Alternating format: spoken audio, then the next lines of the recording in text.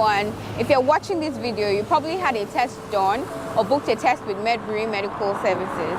At Medbury, we ensure that we operate with the highest standard of quality in all our laboratories. That is why it is of utmost importance for us to educate our clients on how the PCR test is done. Now, this video is divided into 3 parts. You could decide to watch the entire length of the video or go right to the part that interests you. The first part of the video, it will be talking about how the PCR test is done, everything you need to know about how PCR testing is done. The second part of the video tells us about the different outcomes of the results of the PCR testing. And the third part, it tells us about the things that you could do depending on the outcome of the result. Now let's get right in. Now the first part, understanding PCR testing. COVID-19 polymerase chain reaction test, also known as the COVID PCR testing, is the very gold standard of COVID-19 testing all over the world. Now, what is done essentially is to isolate the COVID-19 virus and then multiply the genetic materials into multiple copies so that it can be seen in the laboratory. Now, it is done by taking a swab from your nose and your throat, and then the sample is then packaged and sent to the laboratory for analysis. Now, the PCR test specifically checks for genes that are specific to COVID-19.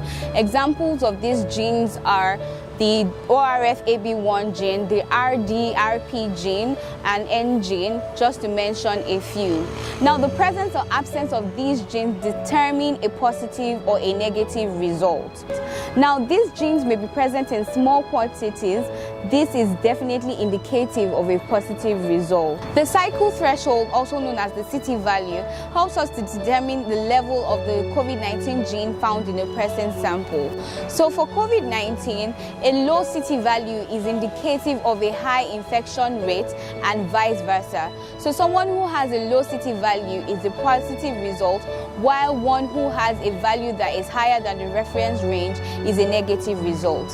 Now let's take, for example, a PCR kit with a reference range of 40.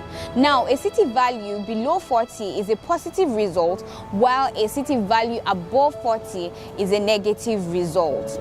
Now to the second part, understanding your PCR test results. COVID-19 test results can either be negative, positive, or inconclusive. A negative test result suggests a couple of things. It means that it is more likely that there was no COVID-19 virus at the time you took the test. It is, however, also possible to have been infected with the COVID-19 virus and still test negative. This may occur at the early stage of the infection, when the virus is still incubating, or at the late stage of the infection, when the virus is leaving the person's body. In both cases, the virus may be too little quantity to be found in testing. Also and rarely, the virus may be missed during sample collection, leading to a false negative result. While a positive test outcome is undesirable, it is not a death sentence, as 80% of positive cases are asymptomatic. A positive test result can mean any of the following. It is most likely that the person has the COVID-19 infection and can spread the infection to others or become sick. A second but less likely reason for a positive result may be due to a concept called viral shedding. It is important to note that a few people who have been infected in the past continue to shed inactive viral particles from their body even after the infection. Because the PCR test is quite sensitive, it may continue to detect viral materials even after the person has recovered from COVID-19 and can no longer infect other people. These people may continue to test positive for a period of time. This is a concept known as viral shedding, which varies from person to person and may last for as long as 6 months in a few people. If you think you may be experiencing viral shedding and need more information, please contact us or an experienced healthcare professional for assurance and guidance. Finally, a PCR test result may turn out to be inconclusive. An inconclusive result means there is not enough evidence to determine if the sample is positive or negative. In cases like this, the initial sample is taken either for a rerun or the client is called back for sample recollection. There are a few questions I get asked frequently. Can my result be wrong since I have no symptoms? Up to 80% of people who test positive have no symptoms or very mild symptoms. So having no symptoms doesn't mean a person is not positive. In fact, asymptomatic positive cases have shown to be spreading the virus even more. While both false negatives and false positives are undesirable, false negatives run the risk of increasing community transmission should individuals erroneously believe that they are not infections and fail to take necessary precautions. Another question I get asked is, what is the possibility of having conflicting results from different tests or laboratories?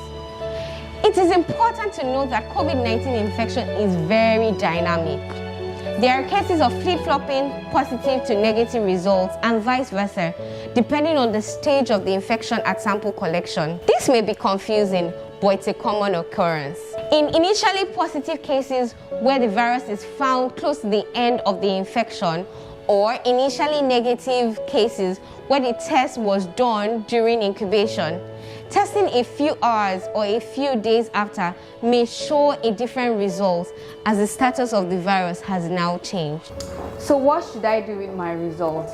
If you have a negative result, this is not an excuse for you to let your guard down. You still need to adhere to all the safety precautions, because testing negative now does not mean you can't test positive afterwards if you become infected or exposed to the COVID-19 virus. For a positive result, note that this is not a death sentence. You can beat this. Most people do not have any symptoms at all, or just have mild symptoms where they can just stay home without even having any medical care. But if your symptoms worsen, ensure you seek medical attention. You also need to isolate so that you can break the chain of transmission so you're not transmitting to other people, and also be on immune boosters to boost your immune system. If you have any symptoms or develop any symptoms that make you uncomfortable, please seek medical attention so a doctor can physically evaluate you and then manage appropriately. If you have any questions or you have any clarifications, please reach out to us via the phone number attached to this video. We'll be so glad to answer all your questions and bring clarity to any of the things that you have. Thank you for choosing Medbury Medical Services, and please stay safe.